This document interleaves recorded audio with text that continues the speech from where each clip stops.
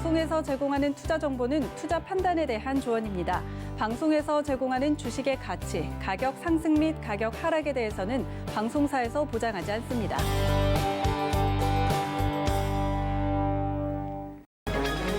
이 시각 헤드라인 뉴스입니다.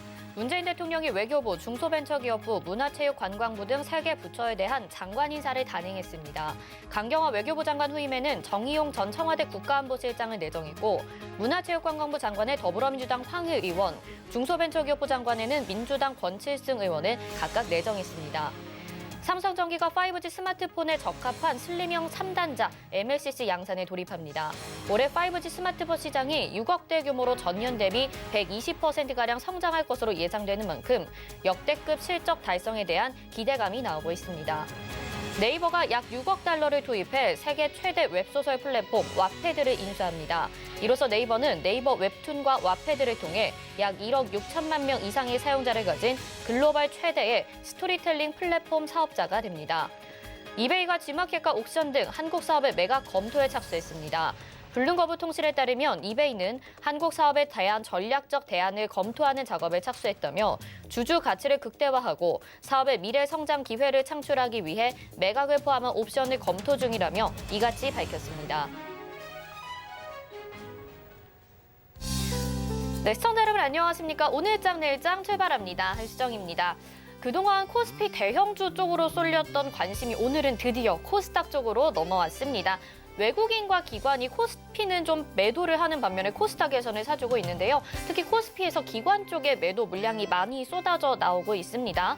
코스피 지수는 1% 안팎의 상승률, 아니죠. 코스피는 0.4%로 지금 강보합권 지나가고 있고요. 코스닥 지수는 2% 가까이 상승을 해주고 있는 오후장입니다.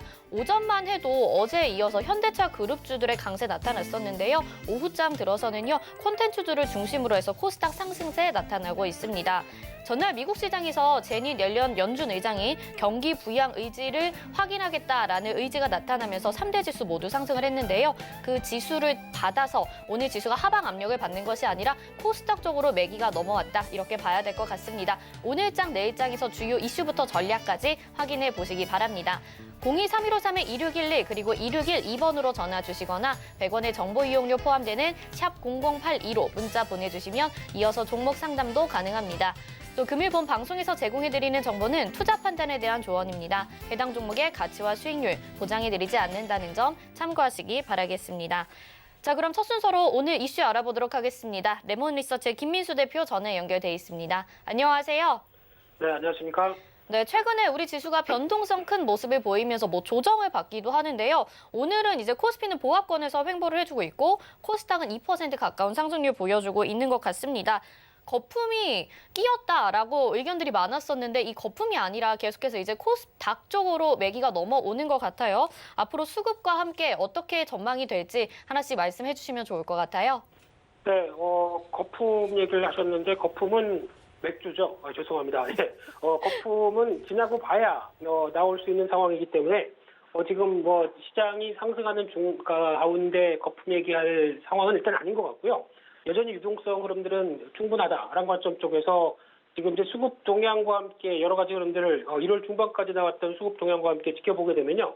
일단 국내 증시는 여전히 글로벌 증시 대비해서 선전하다가 이제 고점에서 약간 이제 꺾이는 모습들 확인이 되는데 그래도 아직 흐름을 보게 되면 여전히 강합니다. 특히 1월달 흐름을 봤을 때 전 세계 글로벌 증시에서 베트남 증시가 1위 그리고 한국 코스피가 2위입니다. 이런 자랑스러운 모습이 좀 더 이어져 갔으면 하는 바람인데 하지만 이제 코스닥은 조금 무거워지죠. 그러다 보니까 다시 그동안 좀 선전했던 모습들이 주춤하는데 오늘은 또 바뀝니다. 오늘은 또 그동안 대형주 그렇게 올랐으면 이제 중소형주도 가야지라고 하는 분위기가 나오고 있다 보니까 그에 따라서 기존의 주도 섹터였던 자동차, 반도체 이쪽으로 연결되는 또 이제 부품, 장비, 소부장 쪽이죠. 이쪽도 또 하나의 기류 자체적으로는 변화가 들어올 수 있겠다라고 바라보고 있는데요.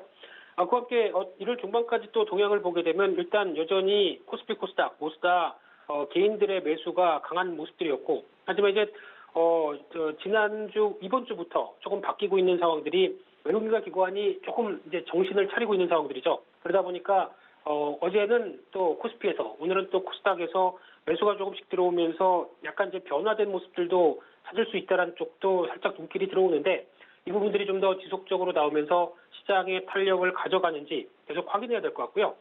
또 하나 이제 증시 주변 자금과 그리고 또 고객 예탁금, 신용 잔고까지 같이 살펴보게 되면요.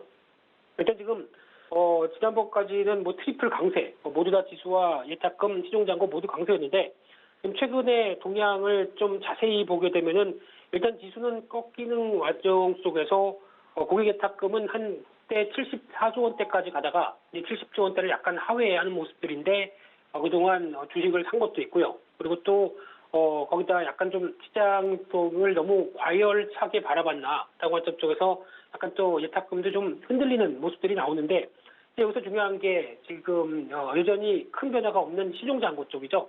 그러다 보니까 여기서 이제 잘못하게 되면 이제 고점에서 변동성이 커지는 모습들이 나오면 지난주부터 이번 주 초까지 모습들을 봤을 때 시장이 고점에서 조금만 흔들려도 벌써 뭐 반대 매매 금액이 사상 최대로 나올 정도로 그만큼 취약한 모습을 가져가고 있다는 점은 꼭 염두를 하셔야 될 부분이라고 생각됩니다. 그렇다는 얘기는 일단 지금 신용잔고가 꽉 찬 상황 쪽에서 시장의 변동성을 대응을 잘 못한다라고 하게 되면 당연히 계좌에 단기적인 또 충격이 가할 수가 있기 때문에 레버리지를 사용하시거나 아니면 여러 가지 뭐 신용담보 그리고 신용 대출이나 주식담보대출을 사용하시는 분들 같은 경우는 일단 이런 부분들을 참고하시면서 좀 줄여놓으셔야 시장에 대응하시기가 좋겠다는 점들은 다시 한번 강조를 드려야 될 것 같고요. 그와 함께 또 중요하게 봐야 될 부분들이 달러 인덱스와 미국의 10년물 국채금리 추이를 보게 되면 일단 달러 인덱스는 중요하게 봐야 될 또 하나의 지표인데 지금 오늘 전 옐런 연준 의장이 재무장관으로 이제 등극하시면서 한 얘기가 환율에 대해서는 뭐 어떤 변화를 시장에 맡기겠다는 쪽이 가장 중요한 변화가 아닌가 싶습니다.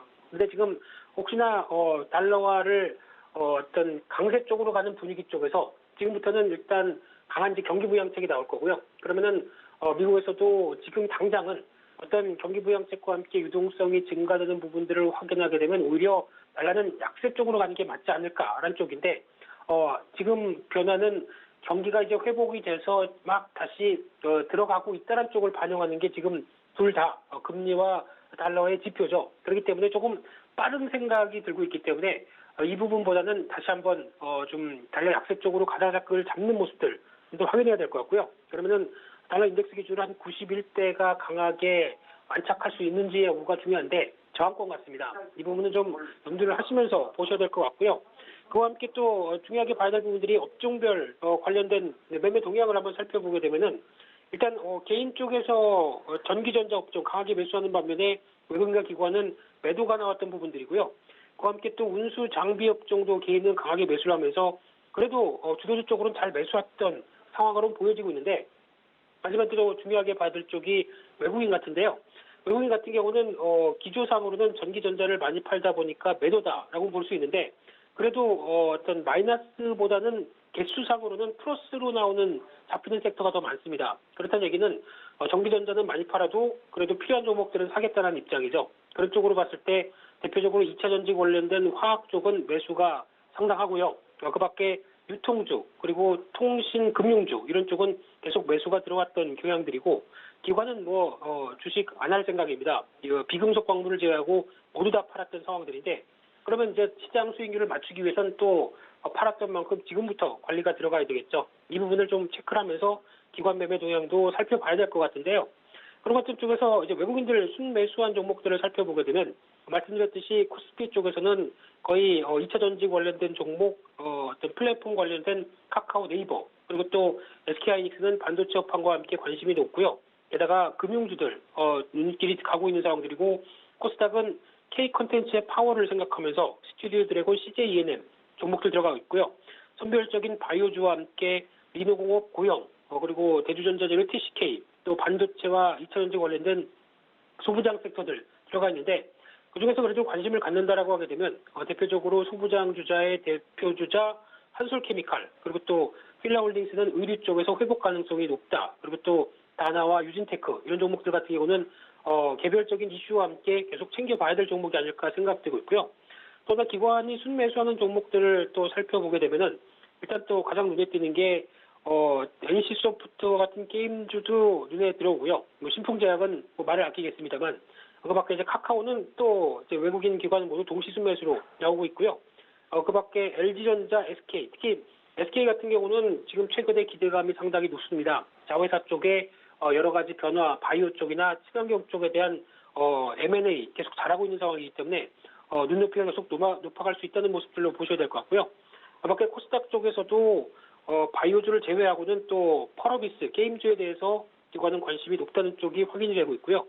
스튜디오 드래곤도 외국인과 동반으로 매수를 하고 있고 에코프로비엠, 에코프로 모두 다 또 2차 전지 쪽이죠. 그러다 보니까 기관이 순매수하는 쪽에서 그래도 관심을 가져본다라고 하게 되면 대표적으로 대우건설 같은 경우 지금 최근에 건설주가 또 핫한 상황이기 때문에 이쪽에 여전히 상승 여력은 더 있다고 바라보고 있고요.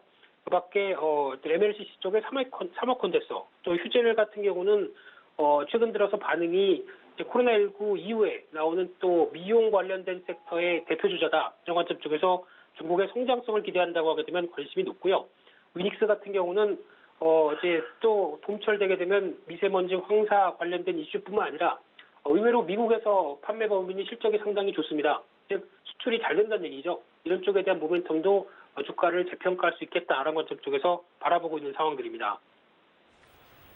네, 외국인과 기관의 순매수 관심주 말씀을 해주셨는데요. 계속해서 개인과 이렇게 반대 매매 양상이 나타나는 만큼 투자자분들은 잘 참고하시면 좋을 것 같습니다. 오늘 말씀 여기까지 듣도록 하겠습니다. 고맙습니다. 네, 감사합니다. 네, 지금까지 레몬리서치 김민수 대표와 함께했습니다. 이어서는 객장 상황 어떤지 바로 알아보도록 하겠습니다. 유한타증권 메가센터 분당점 백인범 과장 전화 연결돼 있습니다. 안녕하세요. 네, 안녕하십니까? 네, 현재 객장 상황 어떻습니까? 네, 일단 외국인은 코스피 시장에선 매도, 그리고 코스닥에선 매수세를 좀 보여주는 상황이다라고 보시면 좋을 것 같고요. 일단 외국인 같은 경우 코스피 시장에서 LG화학, SK케미칼, NC소프트 등으로의 매수세가 특징적이었습니다. 그리고 코스닥 시장 같은 경우에는 원익 IPS, JYP 엔터테인먼트, PSK 등으로의 매수세가 오후까지도 계속 특징적이다라고 보시면 좋을 것 같고요. 기관 같은 경우에는 오늘 거래소에서는 금융투자와 기금 중심으로 대거 매도세가 좀 나오면서 이 거래소 시장에서는 기관 좀 대거 매도세를 보이는 모습인 반면에 코스닥 시장에서는 매수세를 보이는 점이 오늘 특징적으로 볼 수가 있을 것 같습니다. 그러니까 기관은 코스피 시장에서 SK, LG이노텍, 삼성전자 우선주로의 매수세가 코스닥 시장에선 박셀바이오 그리고 YG엔터테인먼트, 레이 등으로의 매수세가 특징적이었다 볼 수 있겠습니다. 네, 오늘 시장은 좀 장의 흐름이 분위기가 확실히 좀 다른 것 같습니다. 한마디로 어떻게 정리해 볼 수 있을까요? 네, 한마디로 정리하기는 어렵지만 오늘 시장 한마디 좀 우주 테마 ETF 기대감으로 좀 정해봤습니다. 오늘 시장 크게는 좀 여러 가지 특징이 있는데 엔터주들의 강세, 그리고 반도체 업종, 제약바이오 업종의 하락 이후에 좀 반등세 등 일단 중소형주 중심의 강세가 좀 눈에 띄는 모습인데 일단 이러한 모습 등과 더불어서 이제 우주 테마 ETF 기대감과 관련된 이슈도 좀 고민해 보시면 좋을 듯합니다. 일단 최근 시장에서 좀 주목하고 있는 이슈, 이 미국의 상장 예정인 이 우주 테마 ETF 기대감으로 좀 보시면 좋을 것 같은데요. 이 테슬라 투자로 큰 수익을 올려서 좀 유명해진 이 미국의 상장지수 펀드 운용사가 이 차세대 테마로 이 우주 산업을 꼽은 점, 그리고 거기에 이 운용사가 이 우주 테마 ETF 출시 계획을 미국 증권거래위원회에 제출한 점 등이 향후 이런 관련 ETF 출시로 인한 관련주들의 이런 최근 상승 기대감으로 계속 작용하고 있는 모습입니다.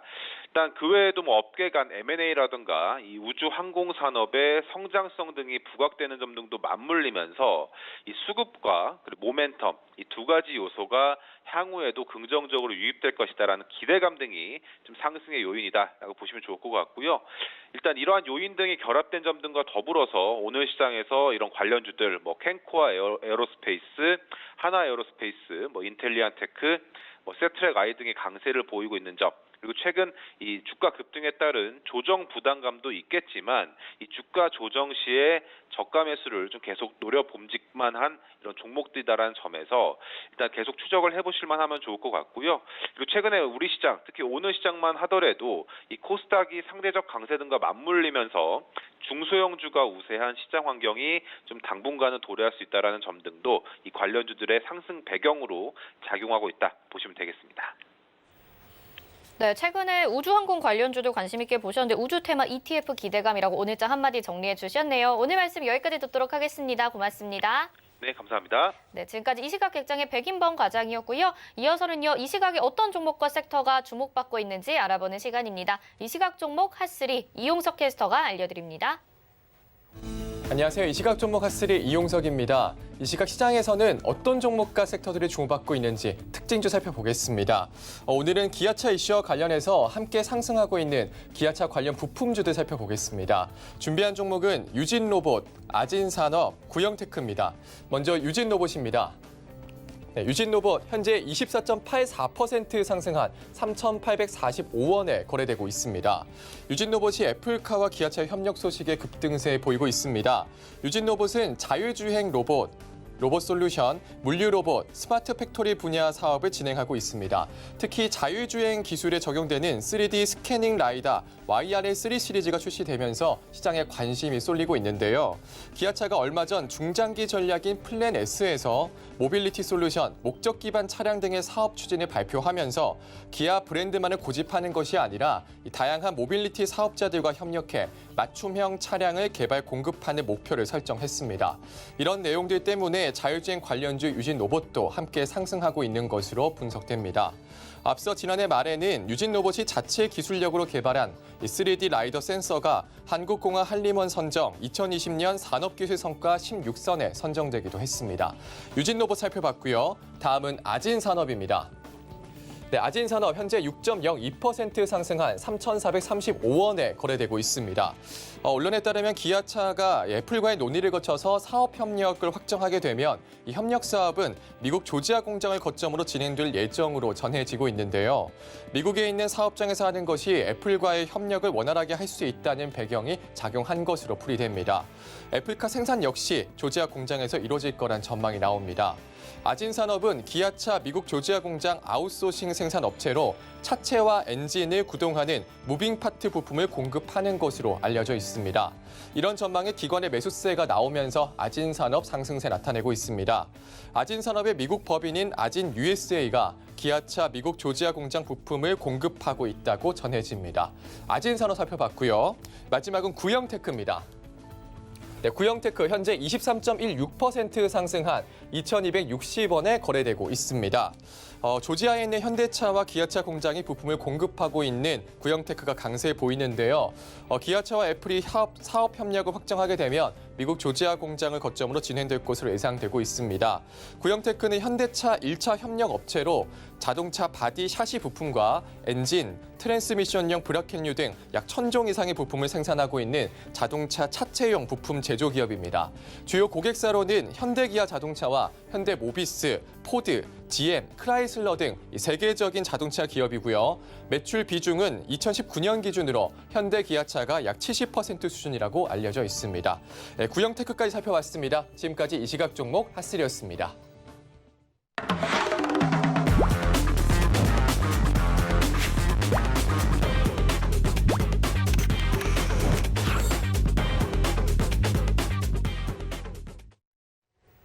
네, 중국 시장 동향과 오후장에 볼 종목까지 살펴보는 차이나 스타 클래스 시간입니다. 오늘은 샘플러스 하채기 위원님과 함께합니다. 안녕하세요. 네, 안녕하세요. 하채기 위원입니다. 네, 중국 시장을 살펴보면요. 미중 갈등이라는 이런 굵직한 리스크에도 불구하고 내수 경제에 대한 이제 기대감이라고 할까요? 계속해서 좀 견고하게 움직이고 있는 듯한 모습을 보여주고 있어요. 증시 동향 좀 살펴봐 주세요. 네, 오늘 오전장에서는 좀 중국 시장이 어제 좀 좋지가 않았기 때문에 낙폭 과대 업종 중심으로 해서 매수세가 좀 들어왔습니다. 여기에서 이제 보시면 산업재라든가 인프라 업종이 좀 강세를 좀 보였던 그런 부분이었는데, 하지만 전차 시간이 조금 흘러가면서는 태평양 보험 등 보험주 쪽에서 약세를 좀 보이면서 오전 중국 시장이 강보합권으로 마무리가 좀 됐습니다. 그런데 지금 이제 점심 시간을 이제 2시부터 이제 개장이 되면 점심 마감하고 오후 시장이 이제 2시부터 좀 개장이 되는 그런 흐름인데 지금 개장하면서 강보합권의 오전장을 마감했던 것을 지금 상승세를 좀 키워가고 있는 그런 흐름이고요. 그다음에 이제 전일에 중국의 이제 공신부죠, 공업정보화부 쪽에서 신에너지 자동차 수용 증진이라든가 뭐 인프라 투자 확대에 대한 지원 정책이 나오면서 또 증시에 어느 정도 기대를 좀 불어주는 그런 부분도 있고, 그다음에 이제 대외적으로 중국에 있어서 좀 수요 회복이 좀 빠르면서 올해 1분기에 GDP가 전에 보지 못했던 두 자릿수의 성장률을 좀 기록할 것이라는 전망이 계속해서 리포트가 좀 나오고 있다는 거고, 그다음에 또 중국이 코로나 중에서 경기 회복이 가장 빠른 지금 나라가 좀 되면서 중화펀드 쪽으로 지금 한 달 동안 1,300억이 유입이 됐습니다. 엄청나게 지금 많이 좀 유입되고 있고, 그다음에 1개월 동안에 이제 평균 수익률도 봤을 때도 16%에 좀 달하는 그런 부분이고, 또 북미 펀드하고 좀 비교를 했을 때 4배 정도의 더 높은 수익률을 지금 보이고 있다는 거죠. 그렇듯이 지금 중국 쪽으로 계속해서 자금들이 좀 유입이 되고 있다고 보시면 될 것 같고, 그다음에 중국 인민은행 쪽에서의 대출 기준금리 역할을 하고 있는 LPR이라고 있습니다. 이거를 지금 9개월 연속 동결 했는데, 이게 1년 만기 LPR 같은 경우는 전월과 같은 3.85로, 그다음에 5년 만기 LPR은 4.6으로 전월과 같다라고 해서 공표를 한 그런 부분. 그래서 실질적으로 이게 사실상 금리 역할을 합니다. 그래서 금리가 동결됐기 때문에 정부 쪽에서의 어느 정도 부양을 좀 더 할 수 있다. 뭐 금리가 올리게 되면 증시에 안 좋은 영향을 줄 수 있는데, 중국 같은 경우도 금리 동결하면서 계속해서 안정적으로 주식시장을 좀 방향을 좀 잡고 가고 있다라고 보시면 될 것 같고, 이제 바이든 행정부가 이제 출범을 합니다. 근데 오늘 아침에 여러분들께서 기사를 보셔서 아시겠지만은 앨런 재무장관이 중국에 대한 좋은 이야기보다는 안 좋은 이야기를 좀 발표를 했습니다. 그래서 환율 같은 부분에서도 조금 안 좋은 모습이 보이는데 강력하게 하겠다라고 좀 이야기를 했는데, 근데 주식이든 정치든 생물입니다.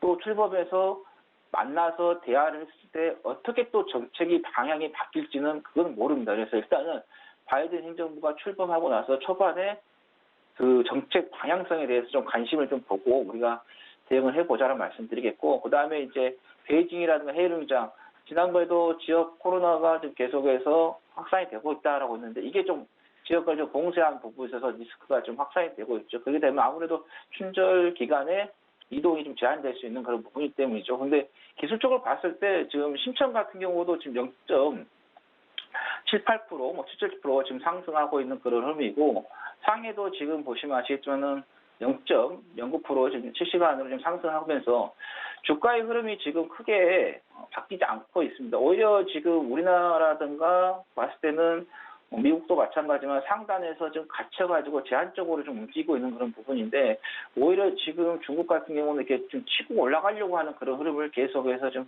보이고 있다고 보시면 될 것 같고, 일단 단기적인 추세도 봤지만 아시지만 분봉을 좀 봤을 때 제가 지난번에 여러분들께 이제 말씀드렸던 그 모습이 그대로 남아있는데요.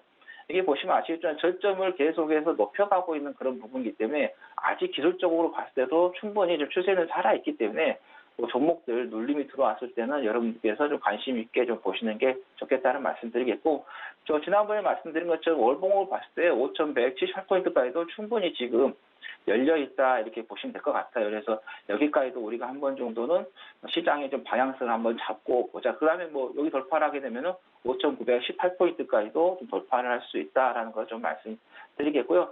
또 외국인 쪽에서도 지금 10거래 연속해서 계속해서 매수세가 좀 들어오고 있습니다. 어제도 9억 위안이 좀 매수가 됐고 18일에도 16억 위안이 좀 순매수가 되면서 연속해서 이 외국인들의 자금들이 좀 유입이 되고 있다. 그럼 외국인들이 이 주시장, 중국 시장에 좀 유입이 되면은 당연히 그 유입이 됐던 자금을 뭐 건전해서 가져가는 게 아니라 수익을 보고 나가야 하기 때문에 반드시 주가를 부양을 좀 할 것으로 좀 예상이 되기 때문에, 그래서 중국 시장 계속해서 우리가 좀 관심을 좀 가져보시는 게 좋겠다라는 말씀 드립니다. 네, 사실상 기준금리도 동결이 되고요. 이 부분들 그리고 경기 회복에 대한 기대감들, 외국인들의 매수세도 꾸준히 들어오니까요. 중국 시장 좀 긍정적으로 바라보면 좋을 것 같다라는 생각이 듭니다. 그렇다면 오후장에 또 살펴볼 관심 있게 보일 종목들은 어떤 게 있을까요? 예, 중국 시장에서 정부 측에서 보시면 아시겠지만 계속해서 이 자동차 시장에 대한 부분을 강력하게 좀 밀고 있습니다. 그래서 일단 자동차 관련된 종목들을 제가 여러분들께 좀 많이 좀 소개해드리고 있는데, 지난번에 1월 14일에 여러분들께 소개해드렸던 보륜 자동차가 저점을 정확하게 찍고 지금 꼬리를 달고 계속해서 상승세가 지금 나오고 있습니다. 그래서 7.18%까지 지금 올라오고 있는 그런 상황인데, 지난번에 제가 여러분들께 말씀드렸던 34.430 이하까지 한번 목표가가 좀 정해졌기 때문에 계속해서 홀딩하면서 수익을 한번 극대화를 좀 시켜보자라는 말씀을 드리겠고요. 자, 오늘 이제 종목 같은 경우는 일부 유기를 좀 말씀드리도록 하겠습니다. 자, 이 종목 같은 경우는 이제 영어식으로 봤을 때는 이제 4A라고 하고요. 또는 2A라고도 좀 합니다. 또는 FW라고 또 이렇게 하고 있는데, 일단은 증권사마다 조금씩 종목명이 좀 다르는데, 코드 번호로 여러분들께서 확인하시는 게 낫겠다. 코드 번호는 600742 되겠고요. 상해 A주 후강통이 좀 되겠다는 말씀 드리겠고, 자, 이 종목도 이제 자동차 관련된 종목이 좀 되겠는데요. 아까 제가 시장 이야기하면 말씀드린 것처럼 전일에 중국 정부 쪽에서 자동차 수요 증진에 대한 지원 정책이 좀 나왔다고 좀 말씀드렸었죠. 자, 이 회사 같은 경우는 제일 자동차 그룹 산하의 3대 자동차 상장 기업 중 하나이고요. 청도, 천진, 중경 등의 지역에 좀 대형 생산 공장을 좀 두고 있다. 그리고 휠이라든가 범퍼, 후방 거울 등을 좀 생산하고 있고, 이걸 국내에서만 매출이 이루어진 게 아니라 해외 시장까지도 수출을 하면서 상당히 좀 커지고 있는 그런 회사가 되겠고, 그다음에 아우디 프론트의 그 범퍼도 좀 생산을 좀 하고 있다. 지금 이 회사에 좀 들어가서 홈페이지를 보시면 거의 모든 이 자동차의 부품들 다 생산하고 있습니다. 시트도 생산하고 있는 그런 부분이고, 그다음에 이제 백밀러죠. 요즘 이제 백밀러가 많은 이제 기능 역할을 좀 하기도 하는데, 여기에서 이제 일기 부여에서 만들고 있는 백밀러 제품 같은 경우는 통합 렌즈 서리 제거, 우리 겨울에 운전하다 보면 서리가 좀 많이 끼는데, 또 중국 같은 경우는 이쪽은 좀 많이 춥죠. 그래서 서리가 좀 제거가 되는 기능도 좀 있고, 그다음에 자동 눈부심 방지죠. 우리 운전하다 보면은 이렇게 백밀러라든가 이런 부분에서 좀 방지가 생기는데, 그런 부분에 있어서 좀 효과가 있겠고, 그다음에 변경 보조 장치라든가 사각지대 모니터링 360도 파노라마 이미지 등 주행하는 데 있어서 안정적인 시스템을 좀 가지고 있다. 그러다 보니까는 자율주행으로도 연결해서 성장 센터로서 보시면 될 것 같고, 또 중국 상하이 쪽에서의 테슬라 모델 자동차가 좀 출시가 되면서 이런 안전장치에 대한 부분, 자율주행이라든가 스마트카에 대한 부분에서 상당히 중국 시장 내에서도 지원하고 있는 그런 부분이기 때문에 같이 좀 보시면 될 것 같다는 말씀드리겠고, 또 여기에서뿐만 아니라 자동 적기라든가, 그다음에 렌즈 전기 조정이라든가 렌즈 위치, 메모리 및 소비자에게 또 안정적으로 할 수 있는 솔루션도 좀 제공하고 있다는 말씀드리겠고, 그리고 요즘 이제 자동차들을 외곽이죠. 얼마나 이제 가볍게 만들어서 또 연비를 또 전략할 수 있는가, 이것도 좀 중요한 그런 상황이 되고 있는데, 이 회사의 그 경량화 차체 구조를 좀 부품들을 생산을 하고 있는데, 이거를 토요타하고 폭스바겐의 여러 가지 모델들을 좀 제공하고 있다라고 보시면 될 것 같고, 그다음에 매출 쪽으로도 지금 보시면 아시겠지만 크게 성장을 하진 않고 있지만은 여러분들께서 조금 우려하고 있기 때문에 지금 이렇게 중국의 그 재무 구조들을 상당히 좀 우려하시는 그런 경향이 있으신데, 이 매출을 좀 봐도 꾸준하게 지금 계속해서 성장하는 그런 부분이다. 지금 보시면 이제 22년도까지 연간 단위로 지금 예상이 좀 나와 있는 그런 부분인데, 자, 보시면 아시겠지만 이 회사 같은 2015년도부터 꾸준하게 계속해서 조금씩 성장하고 있다. 보시면은 T자리 뺐고 9, 11, 12, 13, 17, 22, 25, 28 등 보시면 아시겠지만 계속해서 성장성을 좀 이루어지고 있는 그런 부분이기 때문에 그런 부분을 좀 보시면 될 것 같고, 부채 비율 같은 경우도 한 130% 정도에 있으면서 양호하게 좀 몰리고 있고요. 유보율 같은 경우도 한 800에서 900대를 좀 유지를 하고 있기 때문에 재무 구조 같은 거 좀 안정적으로 좀 보시면 되겠다는 말씀드려서, 많은 투자자분들이 중국 재무 구조에 대해서 상당히 조금 두려움이 있으시는데, 이렇게 지금 보시면 아시겠지만 전부 다 지금 공개가 좀 잘 되고 있는 그런 부분이기 때문에 예전처럼 5년 전처럼 그런 재무 구조 발표는 하지 않는다라는 말씀드리겠고, 자, 여기서 보시면은 기술적으로 봤을 때 6.8 공사 이완에서 12.75 이완까지, 750 이완까지 좀 상승세가 좀 나왔었습니다. 이렇게 단기적으로 좀 올라왔던 그런 흐름인데 그러고 나서 좀 조정이 나오는데 자 우리가 이제 보통 이제 그 고점을 찍고 이제 빠질 때 뭐 70%선 또는 50%선 이렇게 이제 보시는 부분 있는데 30%뭐 50% 70%인데 거의 한 70% 가까이 좀 떨어지면서 어느 정도 좀 돌아서려고 하고 있는 그런 자리여서 이 현재 이 부분에서 어느 정도 눌림목을 좀 하고 나서 좀 돌아갈 수 있는 그런 부분을 좀 체크가 좀 되겠다라는 말씀드립니다. 그래서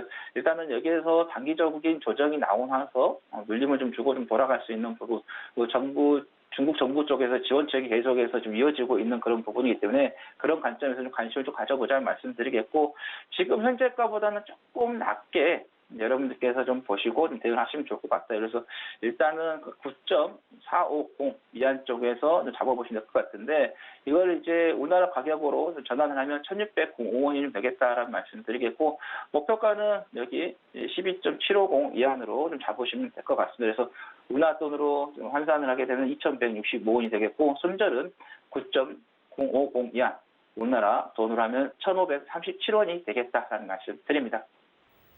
네, 오후장에 관심 있게 볼 종목으로는 일기 부유를 알려주셨습니다. 노란톡 서울경제TV 오늘장 내일장 들어오시면요. 이에 대해서 더 자세하게 알 수 있으니까요. 이쪽으로 문의 주시면 될 것 같아요. 자, 하채기 의원님은 여기서 인사드리겠습니다. 고맙습니다.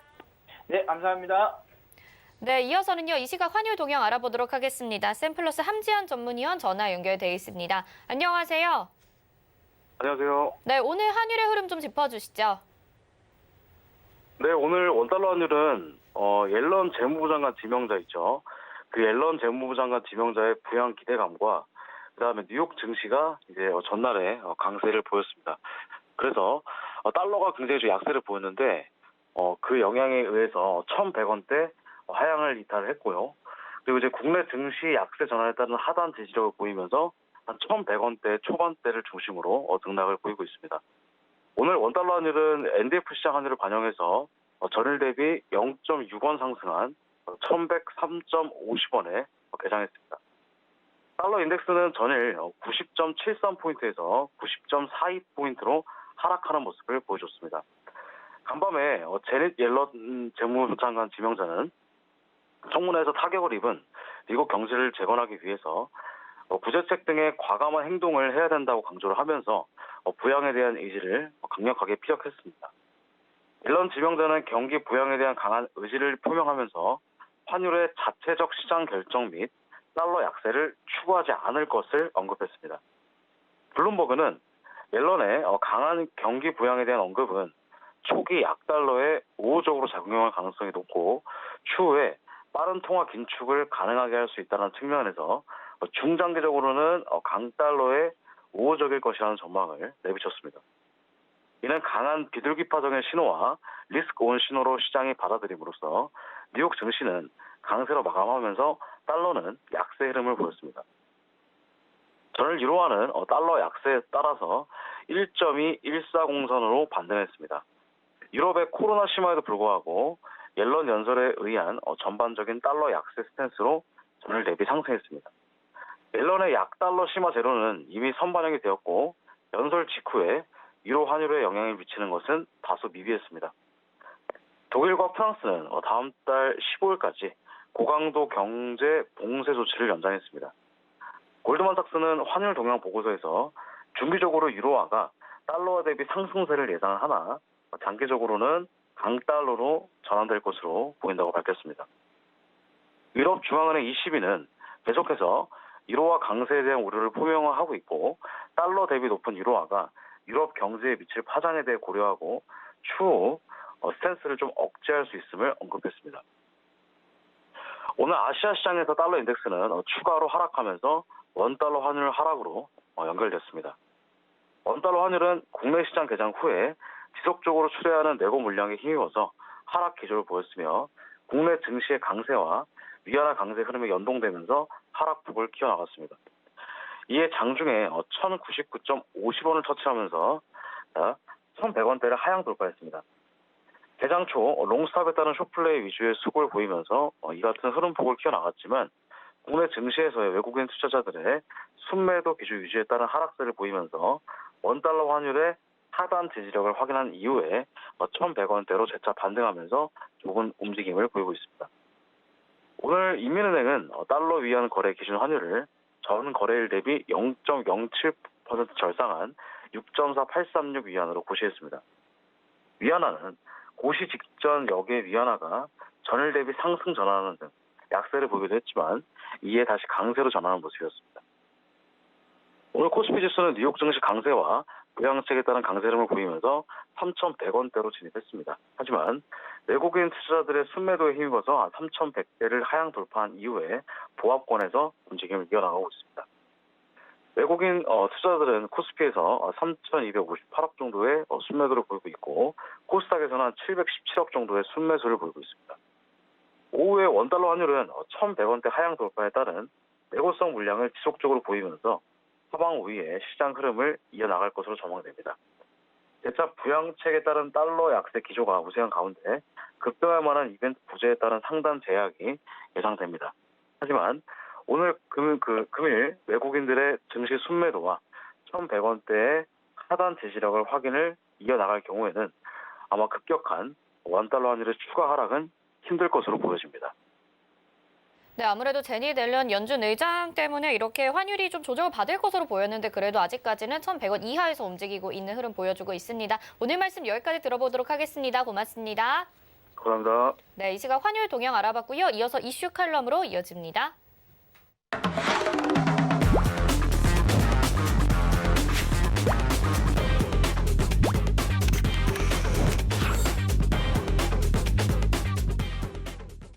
네, 시장의 핵심 이슈 짚어보는 이슈 칼럼 시간입니다. 오늘은 SPM의 김영진 대표와 함께합니다. 안녕하세요. 안녕하십니까? 네, 최근에 국내 증시 보니까요, 굉장히 변동성이 큰 시장이 이렇게 연출이 되면서 국내 개인 투자자분들이 좀 불안했을 것 같다라는 생각이 듭니다. 그래도 우리 대표님께서는 계속해서 긍정적으로 시장을 보고 계시니까요, 우리가 불안하지 않아도 될지에 대해서 말씀해 주시면 좋을 것 같아요. 네, 오늘은 말씀하신 대로 딱 그겁니다. 변동성이 확대되고 있기 때문에 우리가 이 시장을 어떻게 봐야 될지, 고점 매도로 봐야 될지, 저점 매수로 봐야 될지 상반된 전략이 나올 수 있는 그런 상황이기 때문에 오늘은 그 어느 쪽을 선택해야 될지 그리고 왜 그래야 되는지에 대해서 말씀을 드리겠습니다. 변동성 확대가 지난주부터 좀 강해지고 있죠. 코스피가 상대적으로 강세를 보여왔었는데 1월 초까지요. 이제는 좀 한계가 나타나고 있는 것이 아닌가 이렇게 생각이 됩니다. 나스닥이 12월부터 계속 박스권에 머무르고 있기 때문에 이 디커플링이 상당히 해소됐습니다. 그래서 제가 그 추이를 표로 만들었는데요. 그림에서 아래쪽에 이 코스피가 푸른색 선의 나스닥과 이 교차를 하는 순간까지 올라갔다가 바로 흘러내리고 있죠. 2020년 이후에 발생된 디커플링 이제 모두 다 해소됐다 이렇게 볼 수가 있는 것입니다. 그렇다고 해서 나스닥보다 고평가냐 이렇게 보기는 좀 힘든 것이 2018년부터 2020년 사이에 크게 벌어졌었던 디커플링은 아직도 해소되지 않고 있죠. 2018년부터 확장 국면이 지속되어 왔었던 미국하고요. 경기 조정 흐름으로 들어갔었던 한국이 좀 차별적 흐름으로 나타날 수밖에 없었고 그래서 디커플링이 확대됐고 기업이익도 상당히 급감을 했었죠. 코스피 같은 경우에.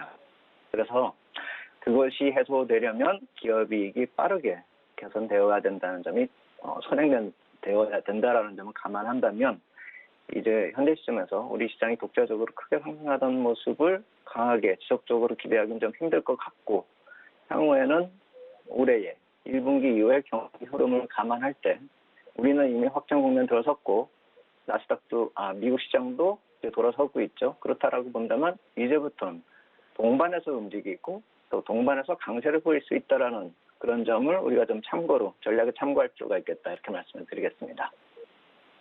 네, 나스닥과 코스닥의 동반 상승세 말씀을 해주셨는데요. 근데 미국의 이런 실물 경제 지표들은 사실 생각보다 좋지 않게 나오고 있잖아요. 그래서 더 불안한 것도 있긴 합니다. 그래서 긍정적으로 봐도 괜찮은 건지 앞으로 이 예상된 범주 안에서 흐름이 어떨지도 궁금합니다.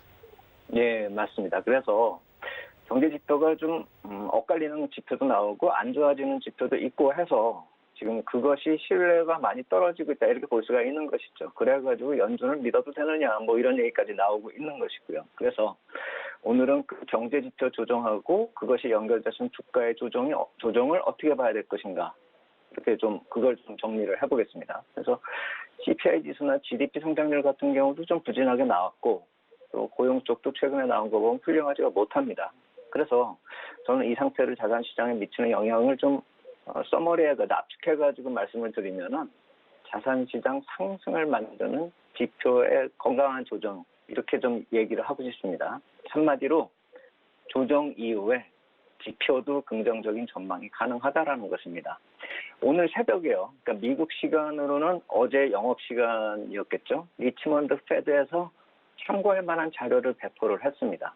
그래서 저도 새벽에 이런 자료를 이렇게 보면서 미국 경제 전반적인 경제 지표를 정리해서 올려서 무려 60개가 넘는 지표들을 정리해서 올렸습니다. 그래서 일부 지표는 향후 전망치로 나오고 있는데 악화되거나 정체된 지표들도 많았고 그중에서 의미 있는 몇 개를 제가 골라봤습니다. 첫 번째로 자동차 판매 현황입니다. 표에서 보시면은 승용차하고 경트럭을 좀 구분을 했는데 우리 같은 경우는 사실 그걸 구분할 필요가 없습니다. 맨 위에 푸른색 정확 흐름을 좀 보시면 됩니다. 팬데믹 영향으로 급감을 한 다음에 V자로 올라온 모습이 보이고 있고 거기서 약간 꺾였다가 다시 돌아서고 있습니다.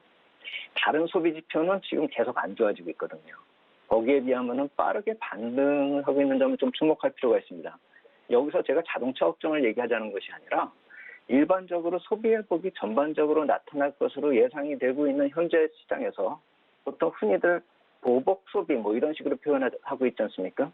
그건 향후에 나타날지 안 나타날지 뭐 여행을 할지 안 할지 그건 잘 모르겠고 지금 현재 이루어지고 있는 필요한 것은 꼭 구매하고 있는 양상이 진행 중이라는 점을 놓치면 안 된다는 것입니다. 자동차야말로 이게 교체 주기가 확실하지 않습니까? 그리고 소비를 하지 않을 수가 없는 그런 업종이죠. 이러한 모습을 우리나라에서도 일부 인기 차종 구매하기 힘들고 뭐 수입차 일부 모델은 온라인에서 판매하면 홈페이지가 먹통이 되는 그런 모습이 나타나죠. 몇 시간 만에 또 완판이 되고요. 가격이 7, 8천만 원인데도 불구하고요. 단순히 화석 연료가 청정 에너지로 뭐 변한다. 뭐 이런 전환 모멘텀으로 볼 자동차 산업 아닌 것 같고요. 그리고 이러한 것이 나타내고 있는 것이 연결돼서 무엇일까를 또 생각을 해볼 필요가 있다라는 것이죠. 그래서 제가 또 하나 뽑아본 것이 생산 지표가 회복이 되고 있다는 것입니다. 생산자 신규 주문이 빠르게 늘어나고 있습니다. 이 역시 마찬가지로 표에서 V자로 좀 반등이 나온 다음에 추세적으로 계속 지속적으로 좋아지고 있는 모습이 나타나고 있는 것이죠. 특히나 1년 평균치를 나타내는 붉은색 선의 그 저점 형성을 하고 있는 듯한 모습, 그것이 돌아 나오고 있다는 점을 감안한다면 지금 마치 주가가 저걸 이평선으로 놓고 봤을 때 저거와 이격이 벌어지면 약간 좀 돌아서는 힘이 약하다가 저것이 돌아선 다음부터 같이 강하게 갈 수 있다는 점을 생각해 본다면 생산자 지표가 상당히 긍정적이다 이렇게 볼 수가 있는 것이죠. 여기다 추가해서 주가하고 연동되는 지표로 가장 제가 선호하는 PCPI 지표, 지금 조정을 나타내는 모습이 주가하고 그대로 연결이 될 수가 있다는 것이죠.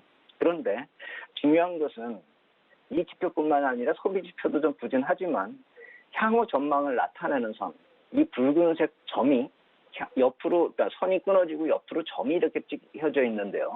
이것이 2022년, 2023년 이쪽에 2%를 향해서 접근하고 있다라는 그것을 보자는 것입니다.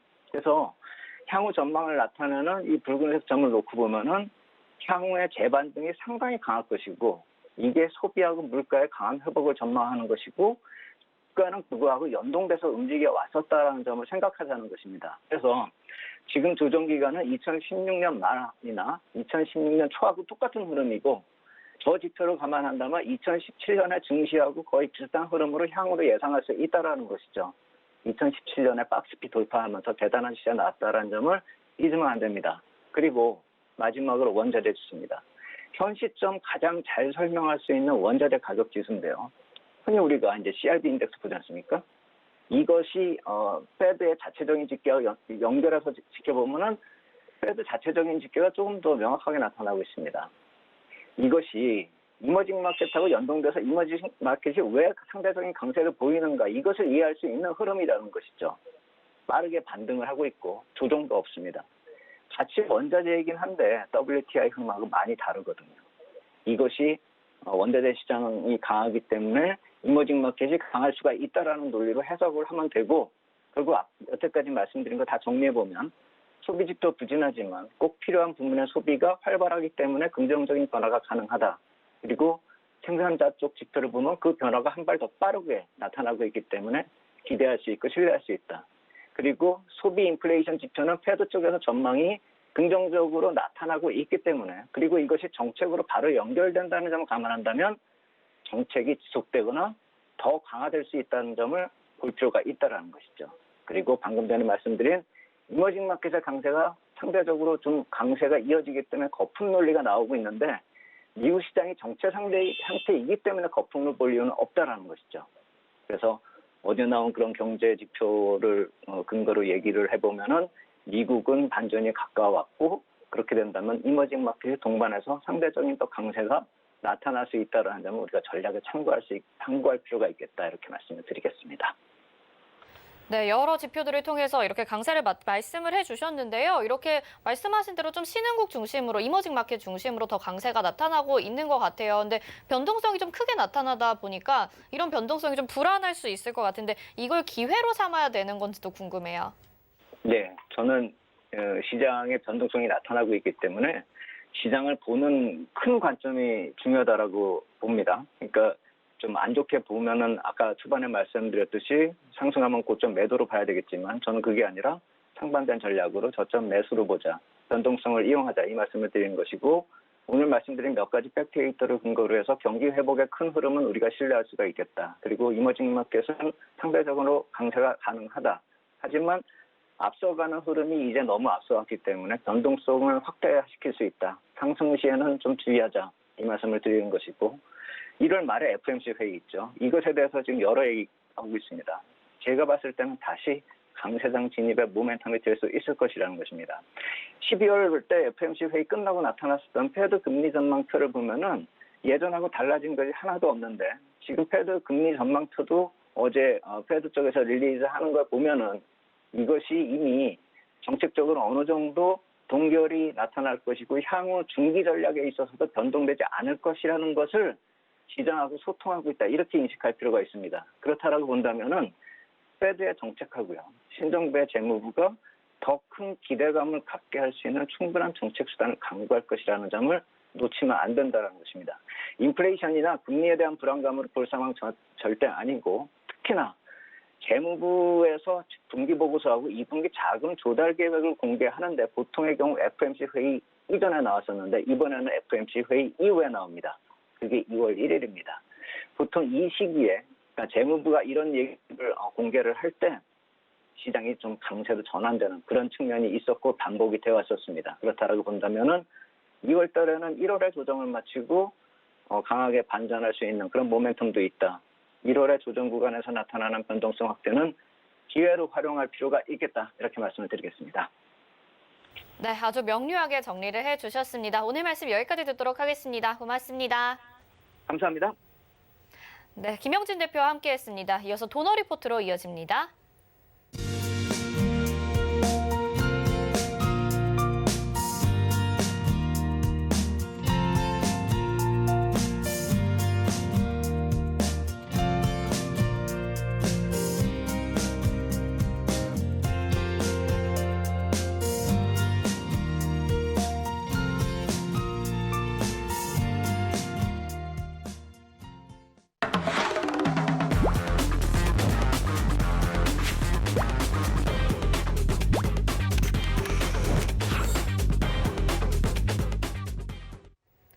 네, 도너 리포트 시간입니다. 오늘도 샘플러스 이주연 전문위원과 함께합니다. 안녕하세요. 네, 안녕하세요. 네, 운영 원칙 먼저 만나보겠습니다.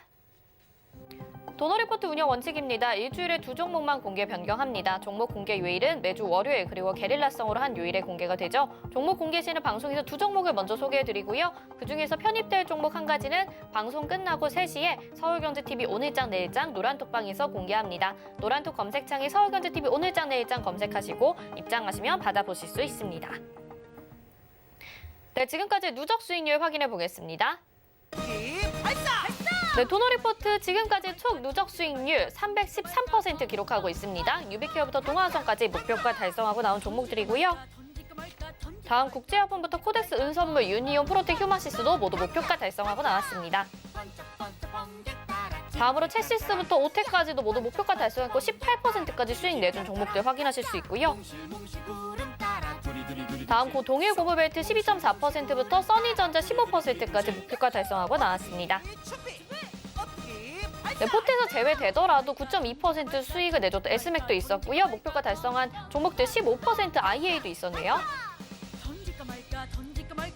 영화금속이 22.7%, 비덴트 10%, MS오토텍 15% 목표가 달성했고요.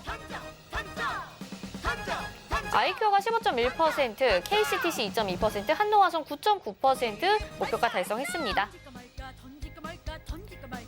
다음 써니전자가 다시 한번 접근해서 목표가 달성을 했었고요. NEW 요즘에도 좋죠. 사마알미늄 46.6%, 로보스타가 10.5% 목표가 달성했습니다. 다음으로 벽산이 13.1%, 인선이엔트가 9.1% 목표가 달성하거나 포트 제외됐네요. 현재 포트 보시겠습니다. 총 5종목 담겨 있는데요. 자, 덱스터가 11.3% 기록을 하고 있고요. 러셀도 0.2% 수익 구간입니다. 자, 웹젠이 손절가가 수정이 됐습니다. 이 부분 확인하시면 좋을 것 같고요. 메디포스트도 손실폭 많이 줄였습니다. 자, 이 부분들 확인하시면 되겠네요. 이렇게 담겨있는 현재 5개의 종목들 역시 좀 기대가 되는 부분이 아닐까 싶어요. 오늘도 AS 받아보도록 할게요. 위원님 도와주시죠. 네, 알겠습니다.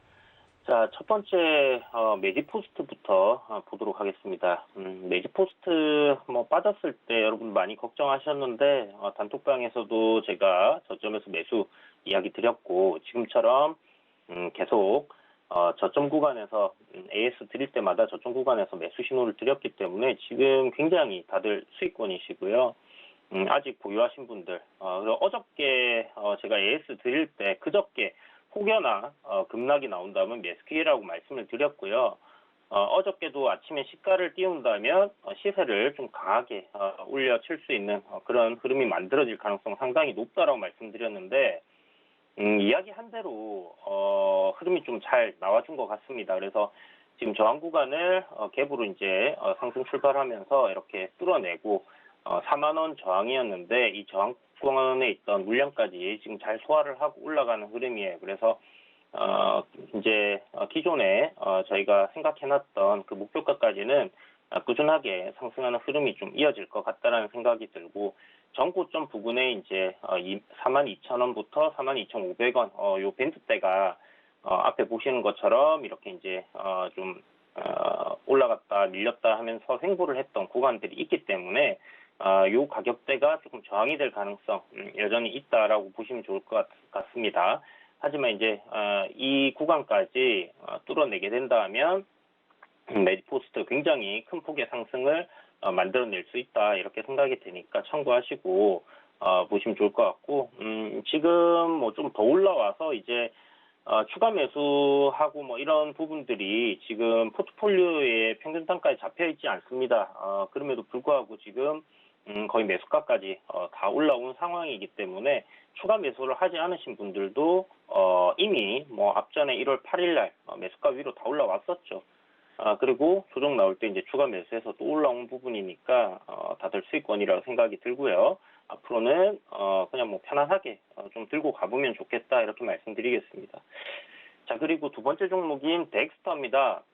덱스터 같은 경우 계속 컨텐츠 관련 섹터 여러분들 보고 지켜보시라고 말씀을 드렸는데 현재 컨텐츠 관련 섹터들 보시면 예전에 이제 한번 소개시켜드렸던 스튜디오 드래곤이라든지 도노리포트에 포함시켰던 NEW라든지 이제 굉장히 강한 흐름을 보여주고 있고 덱스터 역시 이런 A스토리라든지 뭐 기다리 스튜디오들 지금 보시는 것처럼 거의 모든 엔터주들 그러니까 컨텐츠 관련 종목이죠.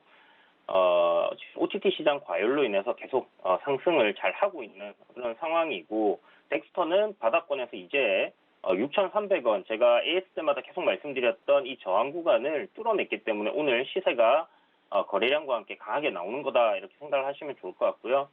오늘 나온 거래량 봐서는 아직 추가적인 상승 여력은 충분히 더 나올 가능성 높겠다라는 생각이 들기 때문에 목표가까지 이 상태로 계속 끌고 가는 전략 가져가도록 하겠습니다. 자, 그리고 다음 종목인 웹젠입니다.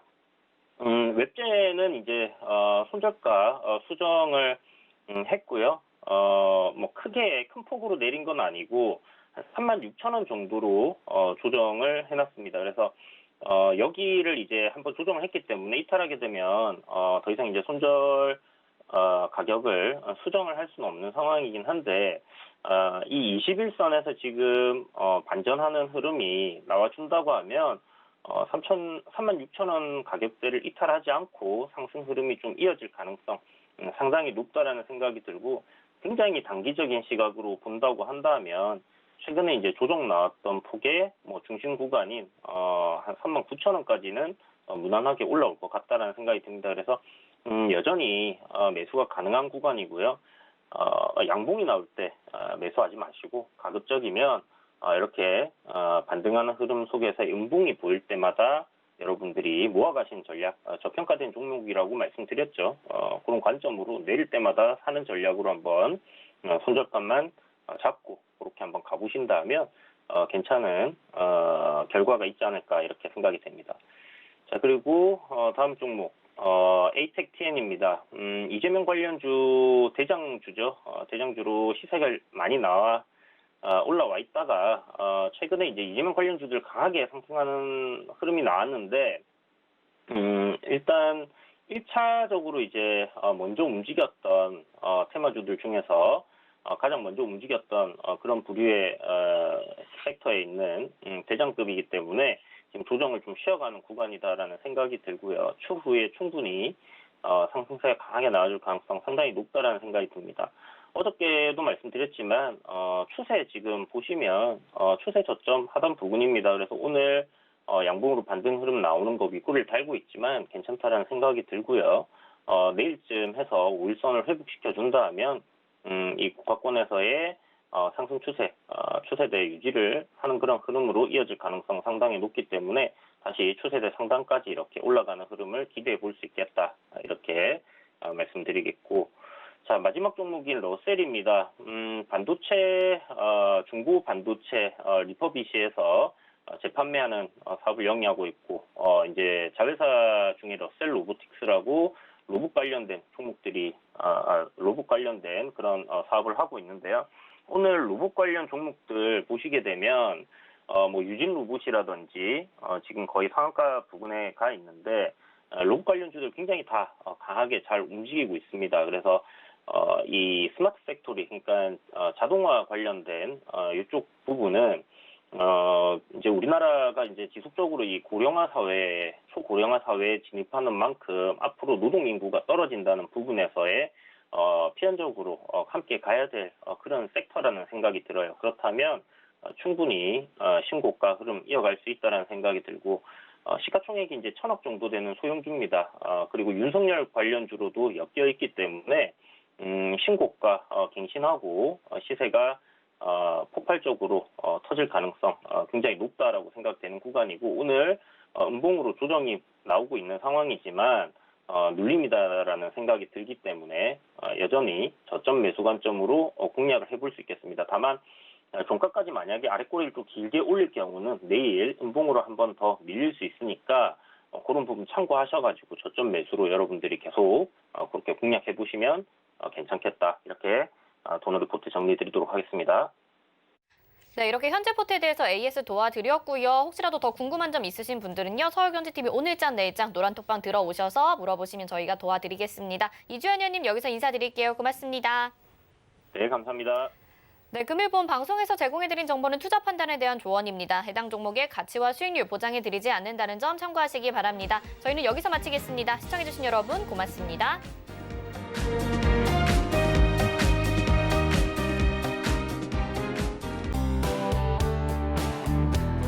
본 방송에서 제공하는 투자 정보는 투자 판단에 대한 조언입니다. 방송에서 제공하는 주식의 가치, 가격 상승 및 가격 하락에 대해서는 방송사에서 보장하지 않습니다.